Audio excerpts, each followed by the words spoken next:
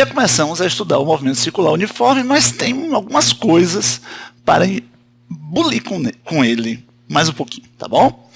Então vamos lá. O cara está em MCU e eu vou desenhar aqui a velocidade dele, que é um vetor que é tangente à trajetória, ou seja, ele está na linha que toca o ponto que o corpo está, né? Toca a trajetória em um ponto só. Isso é o que a gente chama de tangente. E aí, o que eu posso fazer na física? Eu posso colocar um plano cartesiano aqui. X e Y.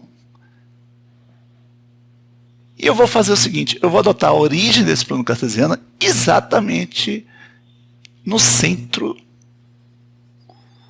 da trajetória. Posso fazer isso? Posso.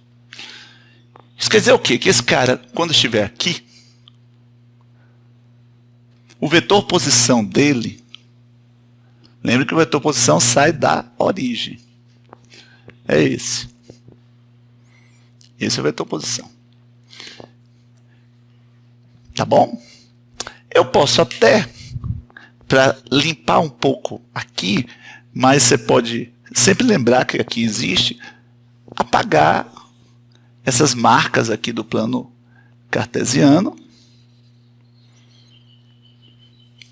Mas elas estão aí. Quer dizer, de forma imaginária, né? Você pode em qualquer momento desenhar, já que você tem um centro, né? E eu quero desenhar aqui o vetor posição nesse momento, tá bom? Então o vetor posição ele é sempre o quê? Tangente à curva? Não, é perpendicular à curva, ou seja, aqui e a tangente formam um ângulo de 90 graus. Ok? Então a velocidade desse cara aqui, nesse ponto e em todos os outros, é tangente à trajetória, até aqui o vetor velocidade. E como o vetor posição sai da origem aqui, né, sai do centro, isso aqui forma 90 graus. Então o vetor posição, dentro desse contexto, botando a origem no centro, é sempre perpendicular à trajetória e perpendicular à velocidade. Uma coisa importante como característica é que o vetor posição, o módulo dele, tem o tamanho do raio da trajetória. Não é isso? Tranquilo? Ok. Veja que o vetor posição aqui fez um certo ângulo, chamado de alfa, durante um certo intervalo de tempo. Então isso aqui aconteceu em um certo intervalo de tempo. Essa velocidade, ela entrega um deslocamento na direção dela. Só que ela vai mudando, ela vai entregando deslocamentozinhos. Deixa eu desenhar aqui de preto. Tá certo? E ela vai mudando. Ó. E os deslocamentos que ela vai produzir enquanto ela estiver naquela direção é muito pequenininho, porque logo depois ela muda de direção. Ela está constantemente mudando de direção.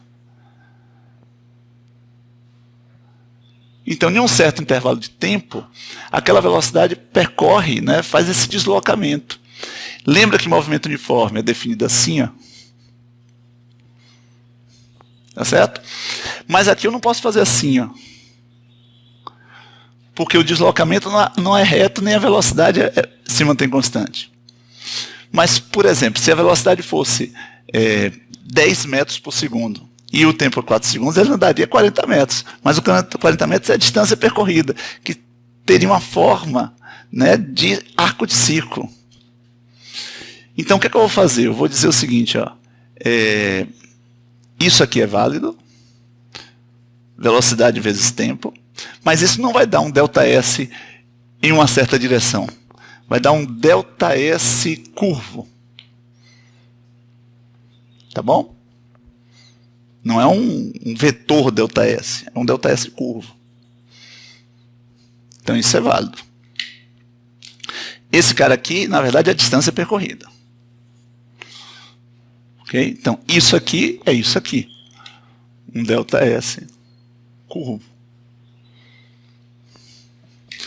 Tudo bem. Agora vamos dar uma olhada na velocidade, no comportamento da velocidade. E para isso eu vou desenhar ela aqui. Preste bem atenção.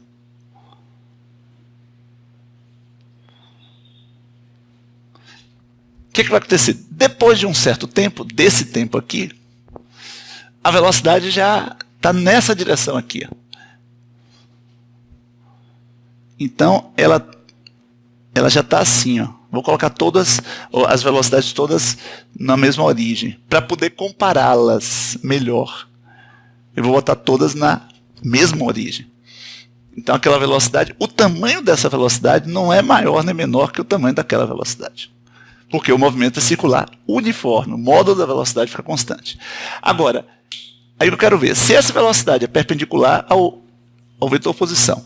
E se ela aqui também é perpendicular ao vetor posição. No momento que esse cara aqui muda um ângulo de 30 graus, essa daqui, que é perpendicular a esse, tem que mudar em relação a essa o ângulo. De quanto? Dos mesmos 30 graus, para continuar sempre perpendicular.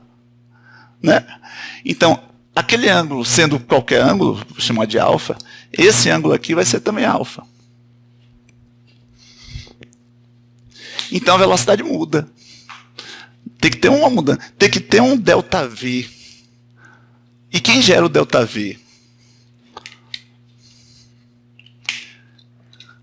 Quem gera o ΔV? Lembra dessa? Que define o movimento uniformemente variado? Bom, aqui não é um movimento uniformemente variado, mas aqui a aceleração permanece constante. Em módulo, pelo menos, né? Lembra do satélite? Né? Quem está gerando aquela força é a força gravitacional, que como ele fica à mesma distância, né, a aceleração que ele está gerando sempre tem o mesmo valor. Só que nesse caso aqui, a única aceleração que existe é a centrípeta. Então a aceleração centrípeta deve estar gerando ΔVs, que deve estar alterando essa velocidade. Para onde é esse ΔV? Então, para esse cara mudar, ele recebe um ΔV. Lembra a soma vetorial? Você coloca em sequência, então ele recebe um ΔV aqui. Ó. Só que ele não muda assim, ó. Repare só. Ele não recebe um ΔV assim. Por quê? Porque aqui a aceleração, que é a centrípeta, está nessa direção. Aqui está em outra, aqui está em outra, aqui está em outra. Então, na verdade, ó, o ΔV não segue uma linha.